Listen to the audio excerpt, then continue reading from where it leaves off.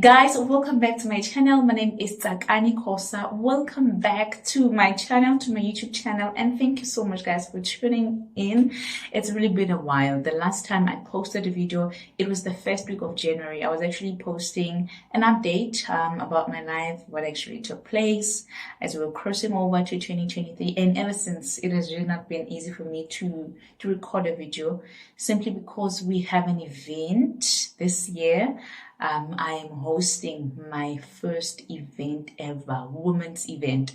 So a couple of years ago, 2020, I actually started a platform that aims to empower women, that aims to help women find opportunities in their struggles. That's when I also started a podcast.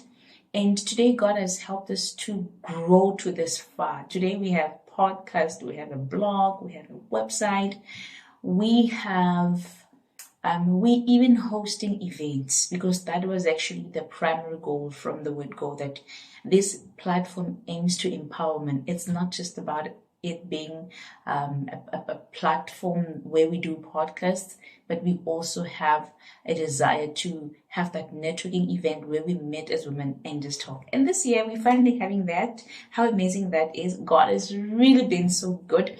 We started very small, but you know what God says in his word? He delights in small beginnings. And each and every day he keeps expanding us. He keeps growing us. He keeps, expanding, updating the vision, making us work as we continue to obey him. So it's quite not easy to carve some time, and come here and, make a video for you guys. But then on this one, I really felt strongly persuaded to just share my testimony with you.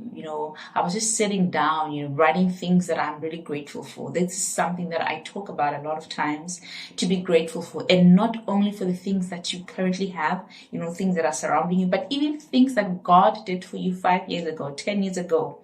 And I was just reminded of how God gave me my marital breakthrough when I had lost hope. He gave me my marital breakthrough when I thought to myself, maybe I'm one of those people who are not meant to get married, But then God came through for me just after fasting, going through fasting. I have seen fasting work so much for me, works wonders for me. And even the Bible tells us that some things cannot move unless it's fasting and prayer. So I have seen in my life, in my personal life, I've seen God come through for me a lot of times through fasting and prayer. And even today's testimony is one of those answered prayer that came through fasting and prayers.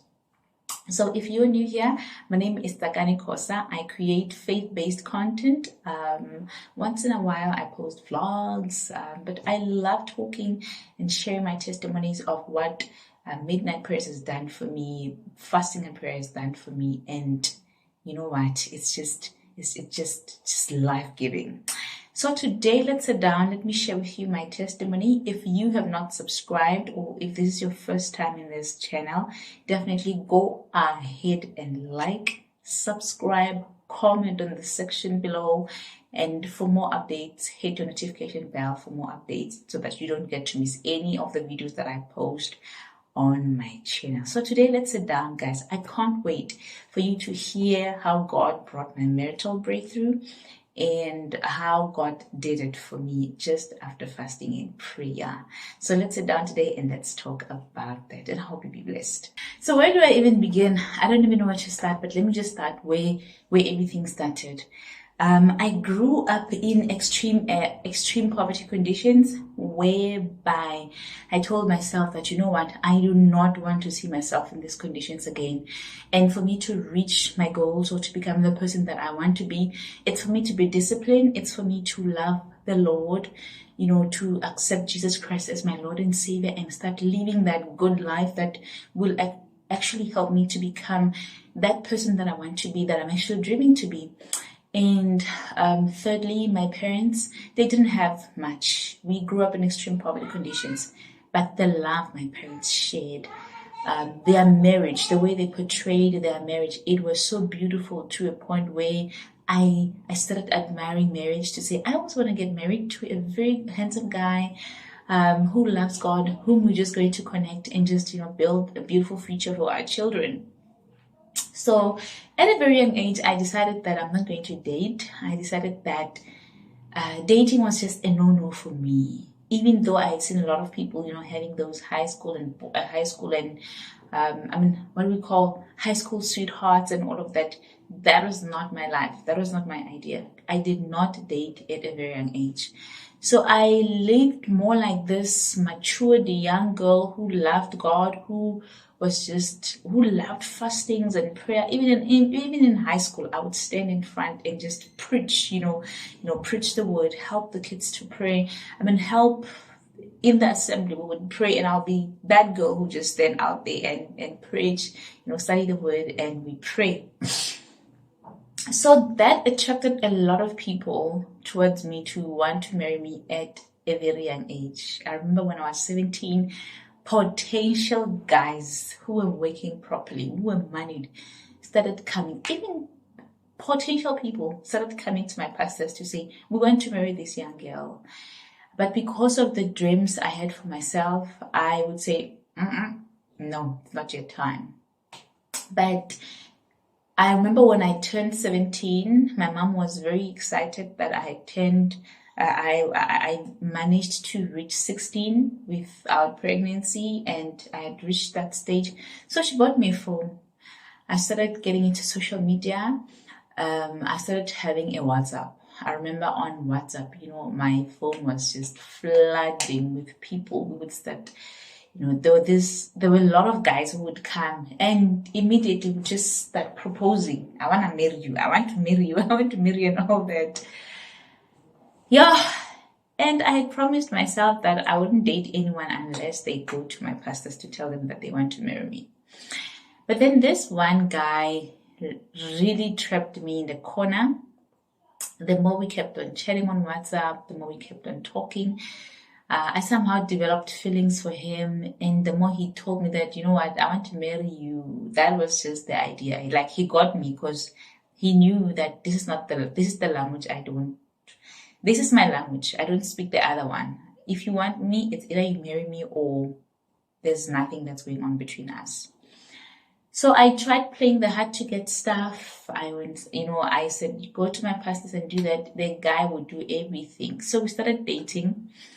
But the dating was about us getting married. So he said he would marry me when I was 21, because I was still at school and I would have to go to tertiary and complete my studies and all of that. We agreed that, yes, I'll get married when I'm 20. But something didn't sit right with me, guys. Like, something just didn't sit right. I didn't love the guy. We were so different. And I know that they say our difference, it's what makes marriage beautiful, to be different and whatnot. But there was just something that was just a no in my heart about this guy. First of all, this guy was moneyed. He was already working. As somebody who was coming from a poor family background, for someone to buy you a 500 rands airtime in 2007, that was like luxury. But although the guy was buying me such stuff, was doing a whole lot of things, it did not fascinate me. There was just something that was just offish about him. And 2 months down the line, we decided to call it quits because, I could not take it. We were just so different. The way that guy was not how I had said to God I want the guy to be to me, like the type of husband I wanted him to bring to me. And then after that relationship, I realized the danger of a phone. I realized the pain of getting the wrong guy, because I'm just cutting this story short. I didn't want to go into details, but there was just a lot that really scared me to get a wrong partner, especially to get married to a wrong person because of finances or money. And then I started being extremely strict with myself. I remember I took away that phone. I gave it back to my mom to say, you know what? I don't want problems. I don't want anyone to come and mess up my future, to mess up my life. I want a partner that literally comes from God, a partner that I will know deep down in my heart that, you know what? This one is my husband, right? From that time on, I started being very strict, like very strict. So I decided to focus on my studies. I decided to focus on my relationship with God. I said to God, Father, you know what, this time around, the scripture that's going to govern my life is Matthew chapter 6, verse 33. I'm going to seek you first, and all these other things, they will be added unto me. I want you, God, to give me the right partner at the right time, like a man that I will not have to go around and ask people about him. Do you know him? What does he do? I started having a criteria, and I started saying to myself, you know what, this is my time to focus on my studies, not on relationships, because wow, the pain of having a wrong partner or the pain of marrying wrong, I tasted it in that first relationship. So from that time on, I was very strict with myself. I didn't date. I didn't even flirt. I didn't even go out with anyone. It was just me and God. And I said to God, can I please start dating when I'm 21? And immediately when I got to 21, it was still in 2020, this guy that I don't even know, like the guy that I did not even pray for, someone that exceeded my expectations. God blew my mind with him. He came to my life. He was the pastor's child, the firstborn pastor's child. I knew him from a very young age. He's my husband today, by the way. He was everything and more that I prayed for, and he came at the right time. And even before the guy proposed, I knew that this one is my husband. At 21, I was the happiest. God was faithful to have brought me such a husband. I was the happiest girl. Like, I could stand up and tell people, you know what, God is faithful. Live for the Lord. God will bring you your true husband, your real husband. I was happy. I could see my future with the guy. Everything was perfect. We were praying together. Even in our relationship, our language was the same. Like, everything about us was the same. We shared similar goals. We shared similar gifts. I remember on our first date, we sang together because we can both sing. We sang, even though the guy had not proposed.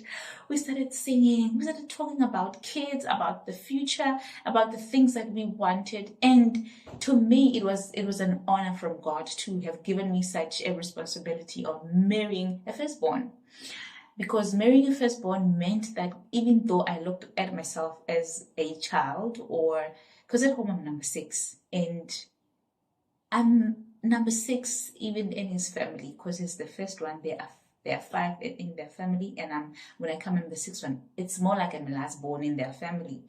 But for God to have trusted me with such a responsibility, to me it was an honor. Like, I was just so shocked that, wow, Father, I'm just thankful for this husband. I'm so thankful.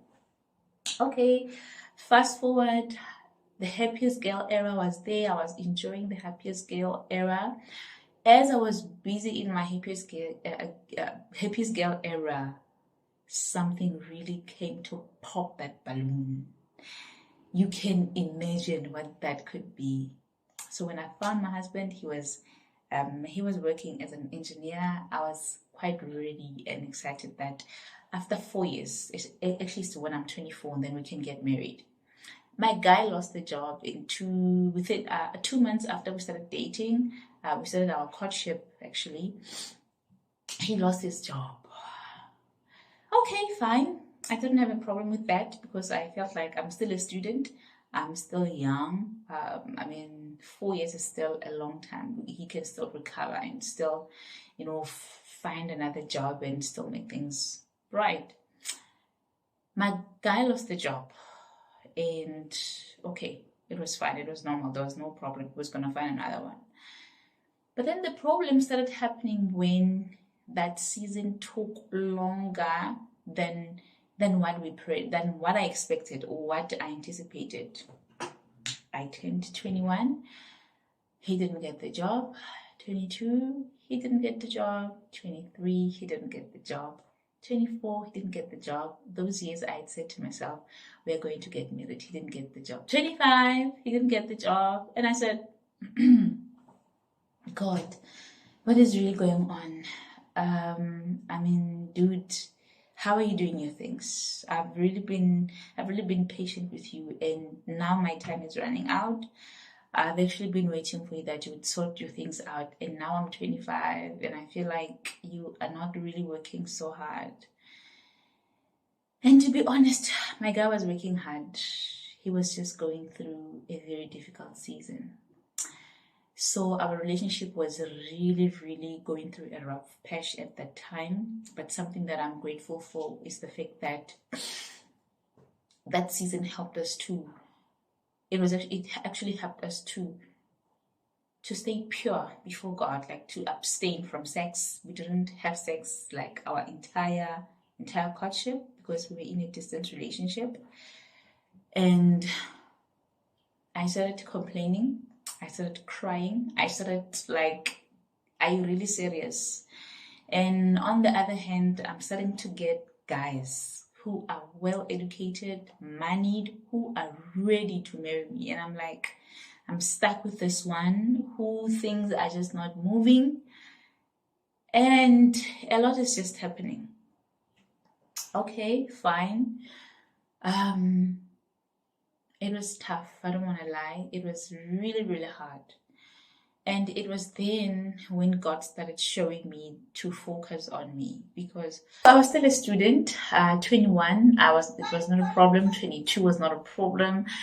23, instead of focusing so much on my fiance, then I started putting the attention to me. I started saying, okay, let me get a job. Let me start working on myself. Let me stop focusing so much on him not getting a job and, suffering and all. Let me just put the energy on me. And then 23, I got a job. I started working properly. And when you start working, you start having those things like, dude, you're not working hard enough. You're not doing this enough. I'm working. I'm ready to get married and you are busy. I don't even know what you're doing there. We started going through a rough patch. Our conversations were no longer nice. I need to say that he was actually coming from God. There were times where I would doubt that. I would say maybe he's not the right one. Why are we suffering like this? Like I would say a whole lot of things. And, most of the times when we would be arguing, I would be asking him questions. That guy is fine. Everything that I wrote down that I wanted from a husband, he had all of them except for a job. Sure, I was getting frustrated because I was only left with 1 year to turn 24 and I was working and I was ready to get married. And on the other hand, other guys who were ready to settle down, who were ready to marry me, were coming along. And I was just in a relationship where we love each other, we admire each other, but the financial part was just not good at all. Okay, I could sense, I could see that we were going through a rough patch. I could really sense that this is truly a temptation for us. But how am I going to navigate it? How am I going to come out from this situation? I don't want to lie to say I pray about it, I prayed about it, I fasted about it. I was frustrated about it. It was really putting me under pressure a lot of times. But the day I truly sat down to cry out to God, to say, God, but why am I going through this? God opened my eyes to say, girl, I have given you a job. Stop focusing or stop putting so much pressure on your husband or your fiancé. I came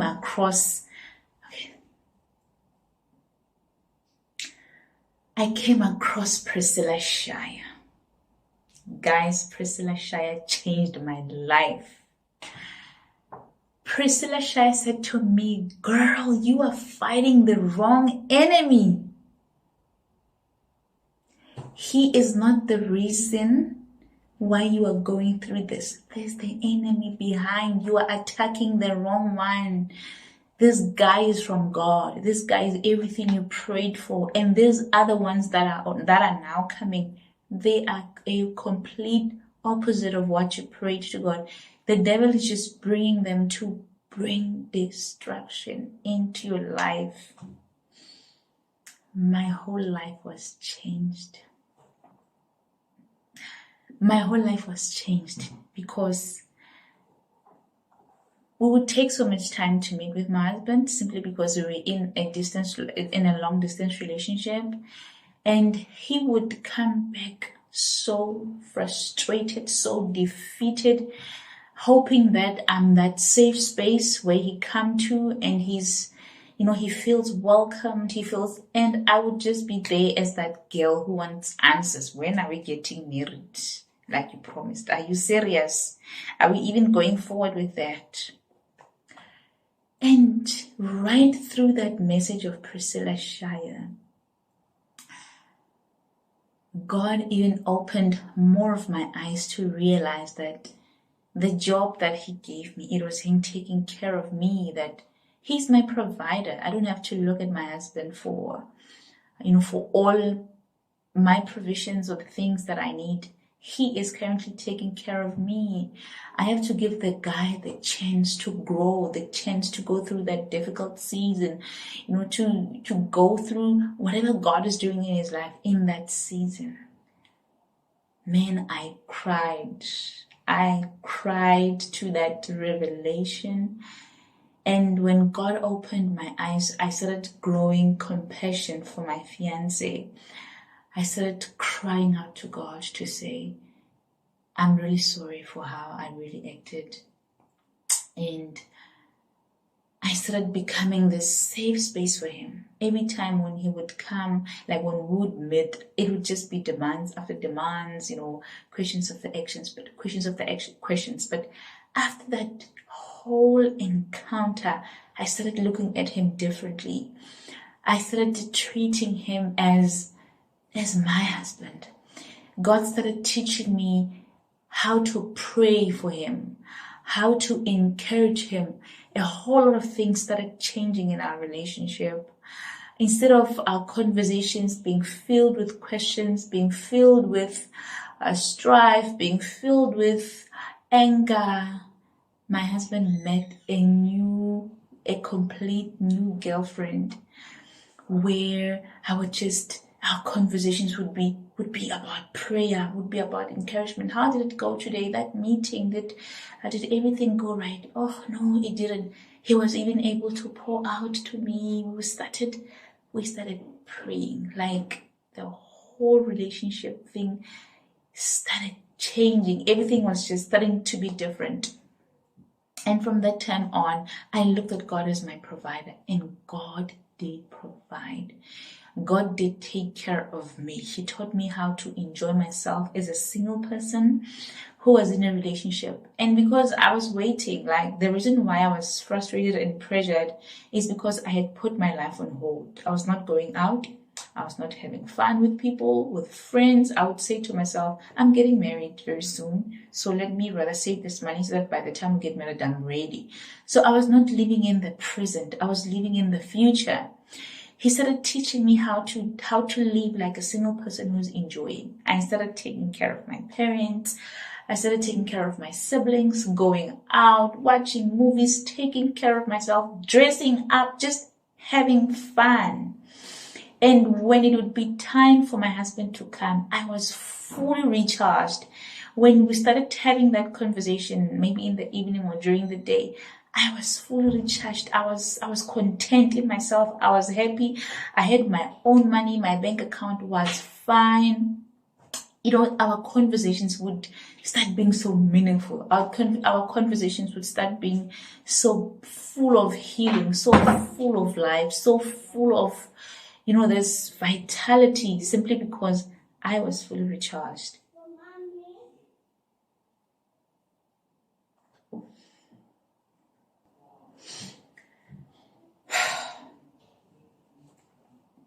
Because I was fully recharged, I was not empty. I was looking for me. I was taking care of me. I was working on me. And when it would be time for us to start having those conversations, I was just this whole fresh girlfriend. So I remember I even started my first business when I was 24. I started my first business. It was catering. I was doing platters for companies, platters for events. My life started being so interesting, and I gave the guy his space to be, to sort himself out and to say, Lord, I surrender to this season that I'm currently in. I surrender to this longevity. I don't even know why is it so taking so long, but I surrender. Even that picture, when you're going through so much, when you're going through a difficult season or a rough patch, you even doubt that certain stuff are actually coming from God. There was a time where I had started doubting that he's even from God. But remember the first time when we started this video, I said he was everything that I said that I prayed for. But when the going got tougher, I started questioning that. But God brought fresh life. He brought fresh life to our relationship.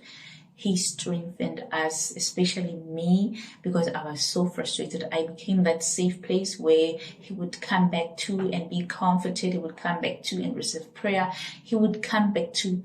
Little did I know that God was preparing me for the things that I'm praying for today.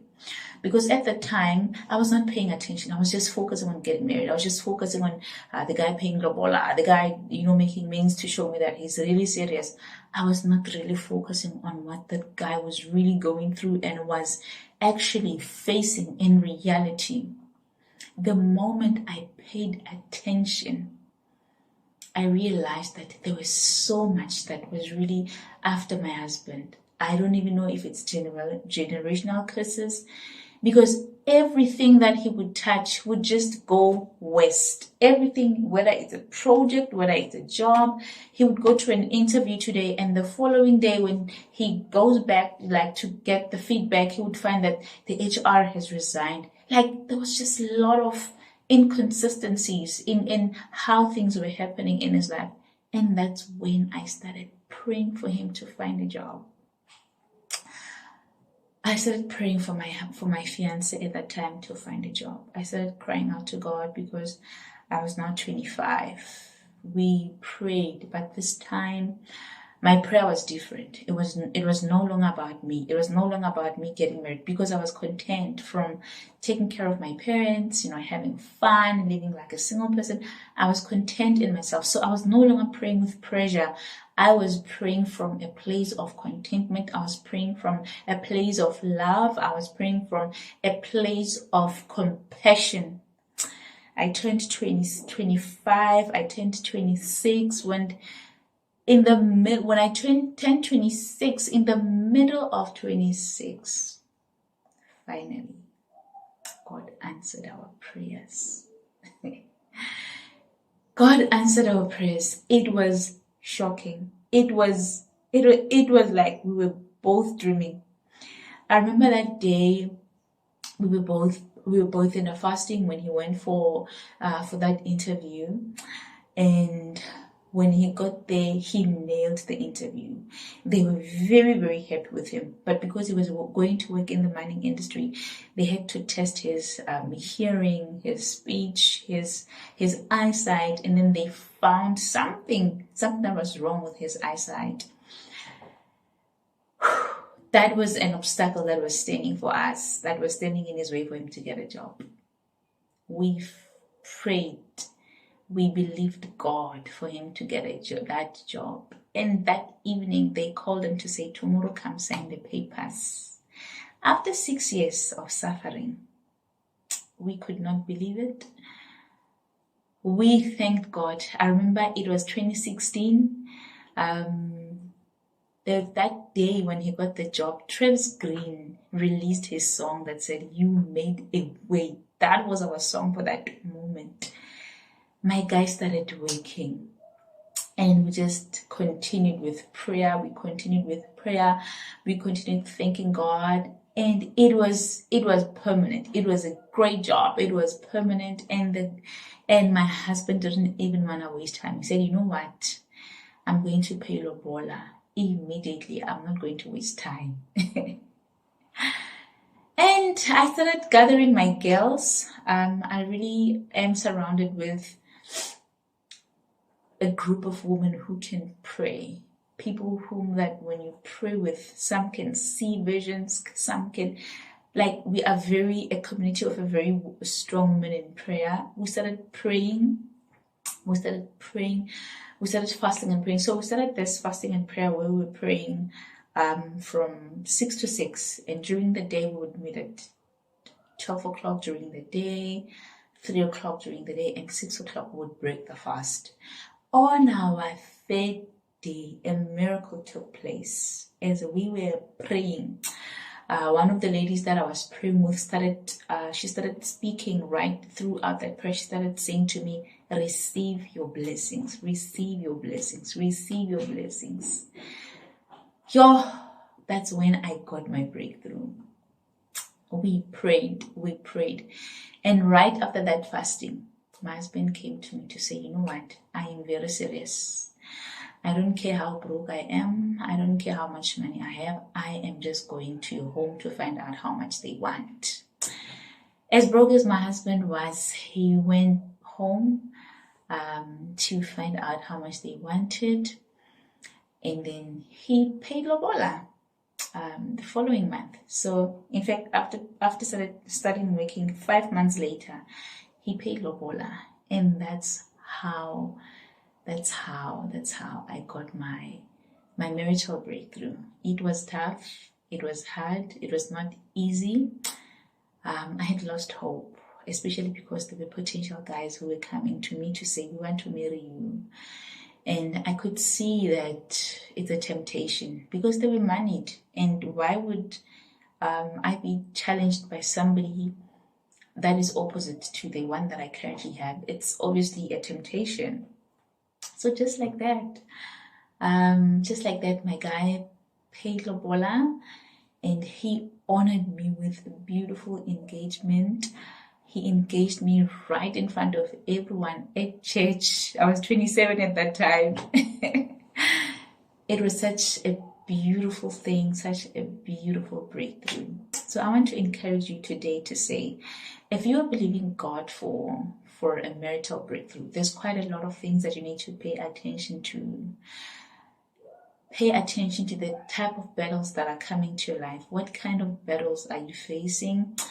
And again, pay attention to the lessons that God is trying to teach you. Sometimes God is dealing with us, because today, when I look back at how God taught me how to pray for my husband at 25, the things that I'm currently facing today, I wouldn't manage to face them.